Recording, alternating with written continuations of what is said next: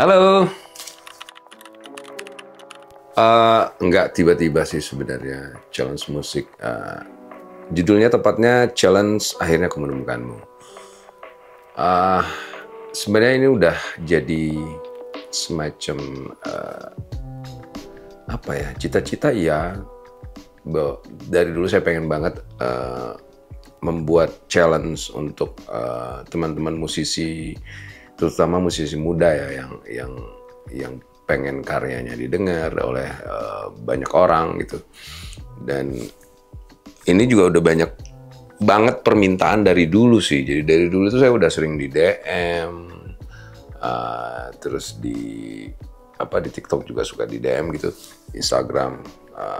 Malah banyak yang kirimin saya lagu dan saya nggak tahu harus saya apain gitu loh, karena saya nggak punya medianya. Tapi sekarang alhamdulillah gitu. Sekarang kita udah punya media namanya Addictivity Production, dan akhirnya cita-cita atau mimpi ini saya wujudkan gitu. Jadi ini bukan sesuatu yang mendadak, ini sudah lama saya rencanakan, berangkat dari pengalaman saya dulu, bagaimana susahnya mendaftarkan lagu saya ke label atau mengirim lagu saya ke label. Berangkat dari situ dan akhirnya challenge ini saya buat.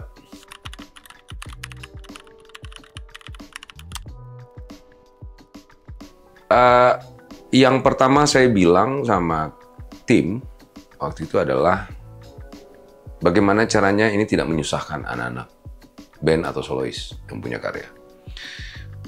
Dan saya nggak pengen mereka mengeluarkan duit sepeser pun, baik itu pendaftaran, mulai dari pendaftaran kan, karena kemarin ada ide biar ada semacam biaya pendaftaran gitu, dan itu saya tolak habis, saya nggak pengen, saya nggak mau. Terus saya juga pengen, kenapa saya bilang itu gratis, karena memang mulai dari transportasi, akomodasi, konsumsi, sampai rekaman dan pembuatan video klip, mereka itu datang ke saya tidak mengeluarkan uang sepeser pun. Jadi saya pengen banget gitu memudahkan mereka yang memang nantinya akan terpilih, karena saya dulu ngerasa bahwa saya susah banget buat melakukan itu. Saya harus ke Jakarta bolak-balik, kirim demo dengan biaya sendiri. Saya juga nggak tahu harus kemana, caranya bagaimana, kontak ke siapa, dan challenge ini menurut saya sih memudahkan ya, karena kita kasih info tata caranya bagaimana. Walaupun masih ada yang bertanya caranya bagaimana.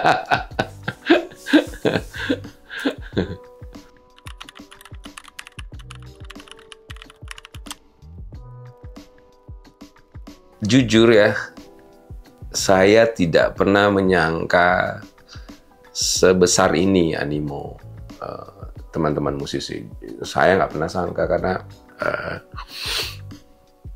awalnya saya membuka ini tidak dengan ekspektasi yang tinggi. Saya malah berpikir paling yang daftar itu nanti bakalnya paling 100 band gitu. Itu pun bagi saya udah kebanyakan. Gitu loh.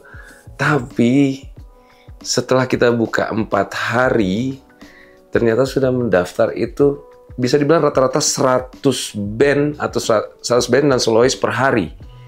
Gitu loh. Dan saking banyaknya yang mau daftar, waktu kita tutup tahap 1, itu masih banyak yang pengen daftar, masih banyak yang pengen. Nah, dan akhirnya kita buka lagi tahap kedua, dan total semuanya adalah ada 1.000 lebih band dan solois yang ada di Indonesia. Jadi ini di Indonesia loh, bukan hanya di Bandung tempat saya domisili, tapi di seluruh Indonesia.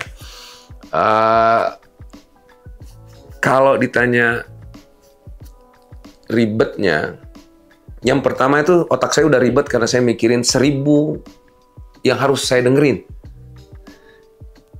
Itu udah bikin saya, aduh ini bisa nggak ya?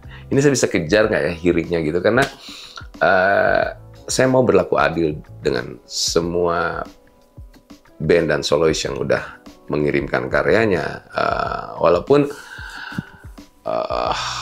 ya saya harus jujur ya bahwa ada yang mengirim demo dengan versi yang saya nggak bisa dengerin sama sekali, gitu. Tapi ya itu tantangan buat saya mendengarkan lagu mereka. Saya berusaha simak, saya berusaha mengenyampingkan ego saya yang harusnya saya dengerin musik itu benar-benar sudah jadi gitu. Tapi nggak apa-apa. Semuanya kita dengerin sama adilnya dengan demo-demo yang memang sudah jadi.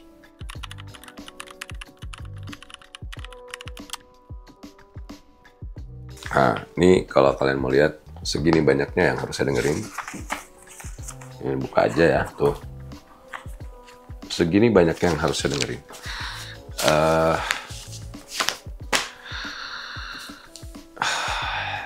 Jujur saya nggak punya konsep mau mendengarkan mau seperti apa.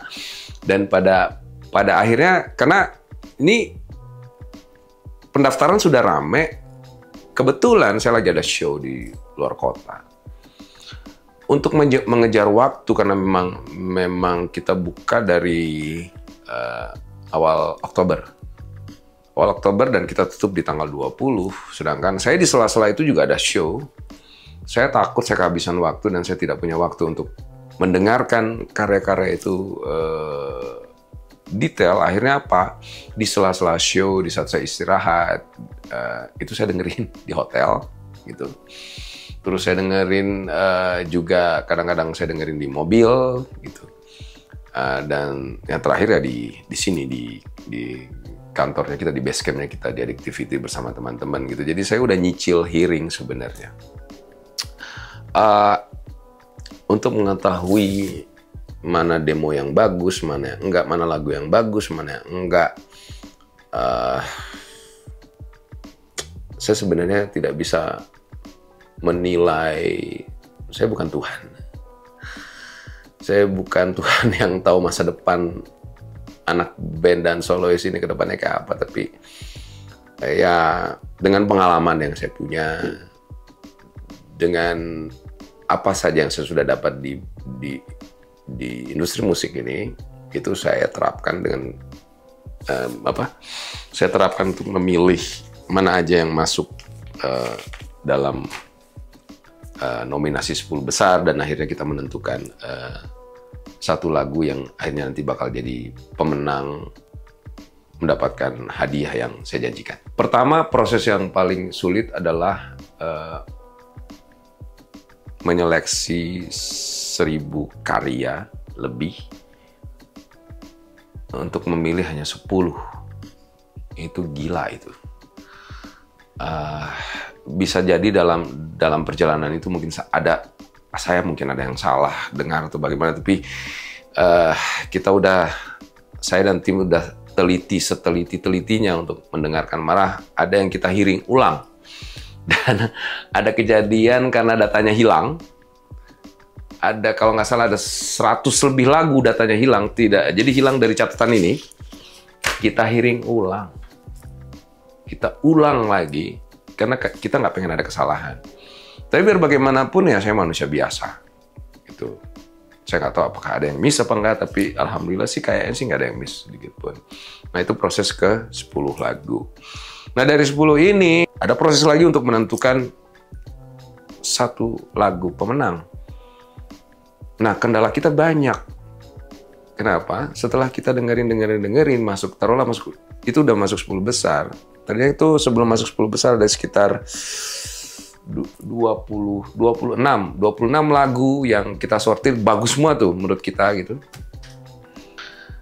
Tapi kan kita tetap harus milih 10. Akhirnya masuk ke 10. Tapi kan ada satu syarat yang kita tetapkan, bahwa band atau solois yang sudah terdaftar di DSP atau di digital platform, atau dia sudah kontrak dengan perusahaan atau gimana gitu. Nah itu jadi pertimbangan yang berat sekali, sedangkan lagunya bagus. Itu berat banget untuk gimana ya? Karena memang ya syaratnya kan kita pengen lagu original yang memang baru ya, yang fresh gitu. Terus ada lagi band yang atau solois yang mengirim lagu demonya tuh udah 10 tahun yang lalu. Itu kan aduh, gimana caranya gitu loh. Jadi karena kita pengen fair, akhirnya kita diskualifikasi juga gitu. Itu keluar. Malah ada band yang vokalisnya waktu take itu siapa? Sekarang vokalisnya berbeda. Jadi bukan suara vokalis yang sekarang. Itu juga jadi bikin ribet gitu loh. Saya sih berharap ya next saya bikin challenge lagi, kalian jujur ya. Belum lagi ada yang aneh. Mereka bikin lagu pakai AI. Wah, itu bentuk penipuan yang luar biasa sih buat sebuah karya, dan saya haramkan itu untuk kalian yang pengen berkarya. Kenapa? Lu nipu diri lu sendiri, dan secara luas lu nipu orang banyak gitu. Dan untungnya sih ya maksudnya ada perbedaan kok, sangat ada perbedaan di situ, dan kita bisa pilah itu, dan akhirnya kita juga diskualifikasi. Jadi untuk masuk ke tahap 1 itu kepilih sebenarnya ada 4 lagu untuk dijadikan di nomor 1, dan itu membuat saya bingung setengah mati karena saya mempunyai hak untuk menentukan siapa yang jadi pemenang. Gitu, itu sudah di luar tim. Gitu, dan itu membingungkan buat saya. Kemarin juga waktu kita mau putuskan, sebenarnya sudah ada yang sudah mengerucut ke salah satu peserta, tapi saya minta jeda 1 hari untuk memutuskan gitu. Dan di setelah jeda yang cuma 1 hari, nggak tahu ya, karena mungkin ini bagi saya ini adalah hal besar yang saya lakukan, hal yang saya tidak pengen. Saya punya kesalahan dalam memilih. Saya pengen banget membahagiakan teman-teman musisi yang sudah daftar. Saya pengen sekali,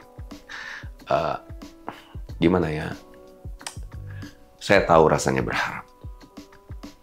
Saya tahu rasanya menunggu. Saya tahu bahwa ada beberapa demo yang kalian kirim ke label-label lain yang tidak ada jawabannya gitu. Saya tahu sekali, dan itulah gunanya challenge ini. Saya pengen memberitahu kalian secepatnya. Saya tahu sekali karena saya pernah mengirim demo. Harapan kalian adalah cuma jawaban iya dan tidak, ya kan? Saya berani bilang bahwa itulah kelebihan kami Addictivity Production. Kami jujur, kami akan memberi kalian kabar. Gitu. Jadi hashtag kami salah satunya adalah no tipu-tipu. Memang di sini tidak ada tipu-tipu. Ya, gitu. Jadi kalian bersabarlah menunggu tanggal 3 November. Harusnya memang tanggal 1. Saya mohon maaf. Harusnya memang tanggal 1, tapi saya ngambil keputusan itu di tanggal 3 karena saya masih banyak kegiatan juga, dan kebetulan di tanggal 1 sampai tanggal 2 saya ada show, jadi tidak mungkin kita umumkan. Tanggal 3 baru kita umumkan, kebetulan itu weekend. Jadi sekali lagi teman-teman musisi, saya mau bilang sama kalian, saya berterima kasih sebesar-besarnya. Terima kasih karena kalian sudah mau saya dengarkan. Insya Allah saya menjaminkan itu akan di-keep, tidak akan pernah kita sebarluaskan, dan saya jamin tidak akan pernah ada yang mencontek lagu-lagu kalian. Itu kami jaga kerahasiaannya. Dan saya mau bilang sama kalian, kalaupun nanti kalian tidak terpilih, bukan berarti karya kalian jelek.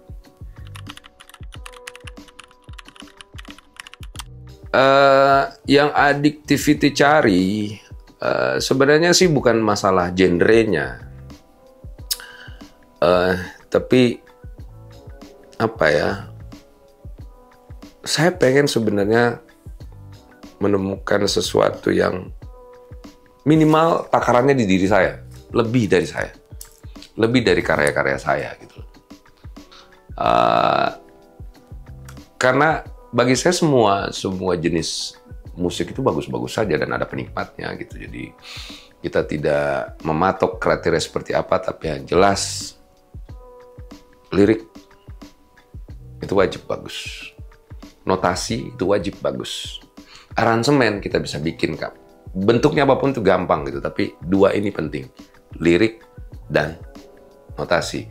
Tapi untuk pemain band, ya kalian harus mumpuni dalam bermain band, gitu loh. Dan untuk solois, suara kalian juga harus punya karakter. Nah itu kriteria-kriteria yang umum buat saya ya gitu loh.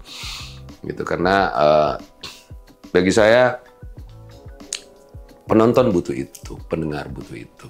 Relate nggak dengan kehidupan mereka?